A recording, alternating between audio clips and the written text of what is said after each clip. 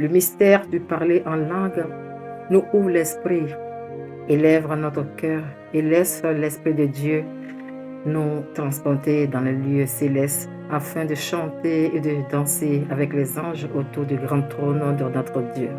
Louange, adoration et gloire à l'agneau qui est assis sur le trône de sa majesté au siècle des siècles. Amen. Mes frères et mes sœurs, je vous salue dans le nom tout-puissant de Jésus-Christ, notre Sauveur. Que la paix de notre Seigneur soit dans notre maison et que par son autorité et son approbation, le Saint-Esprit nous ouvre notre entendement afin de nous faire comprendre le mystère caché derrière une pratique spirituelle que tout enfant de Dieu doit cultiver et utiliser sous l'inspiration et la conduite du Saint-Esprit pour converser avec son Dieu lors de sa prière personnelle dans un lieu secret, loin des regards, dans un endroit où il n'y a que deux personnes, nous et Jésus, dans un face-à-face de père et d'enfant. Un moment d'intimité où l'amour agapé de notre Seigneur nous offre la possibilité de rentrer dans le lieu très saint pour parler avec lui dans un langage que seul notre esprit comprend. Non seulement il comprend, il est également édifié, construit et rempli d'une énergie qui émane de la puissance du Saint-Esprit, cette force qui nous bonifie spirituellement.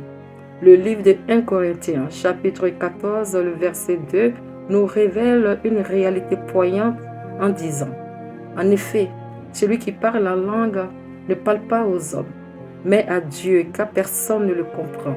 Et c'est en esprit qu'il dit des mystères à son Dieu. Amen.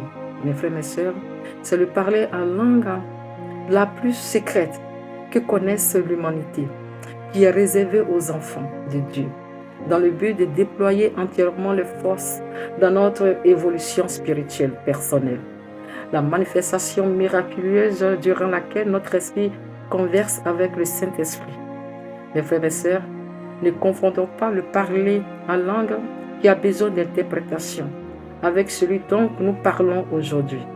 Allons ensemble écouter notre Seigneur Jésus après sa résurrection dans le livre de Luc chapitre 16, le verset 15 à 17.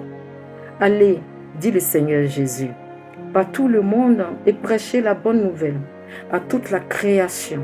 Celui qui croira et qui sera baptisé sera sauvé, mais celui qui ne croira pas sera condamné. Voici les miracles qui accompagneront ceux qui auront cru. À mon nom, ils chasseront les démons, ils parleront de nouvelles langues.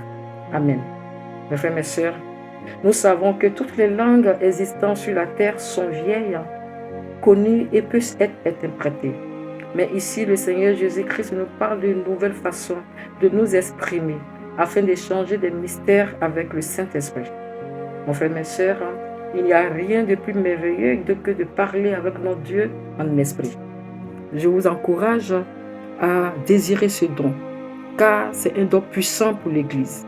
Je vous embrasse d'un baiser fraternel. Je suis votre sœur Esther Catherine.